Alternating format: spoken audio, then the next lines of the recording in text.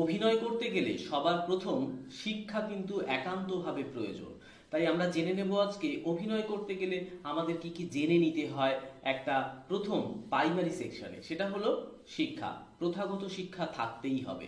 তারপর তোমাকে বাংলা, হিন্দি, ইংলিশ প্রতিটা ভাষায় সঠিকভাবে সঠিক উচ্চারণে কথা বলা জানতে হবে। তবে তুমি অভিনয় জগতে একটা জায়গা তৈরি করতে পারবে।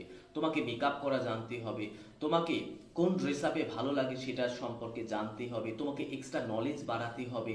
তোমার মধ্যে যেন অতিরিক্ত জ্ঞান থাকে, যে জ্ঞানটা তোমাকে অতি সহজেই যে কোনো চরিত্র ধারণ করতে কাজে লাগবে। এবং তোমাকে জানতে হবে সেটা হলো যে ডাইভিং জানতে হবে, সুইমিং জানতে হবে, ডান্স জানতে হবে, মডেলিং জানতে হবে। মানে আমরা আমাদের পরিবেশের চারপাশে যে সমস্ত ক্যারেক্টারকে দেখতে পাই, যারা যারা যে সমস্ত শিল্পকলাগুলোর সঙ্গে যুক্ত, এবং ভয়েস মডুলেশন জানতে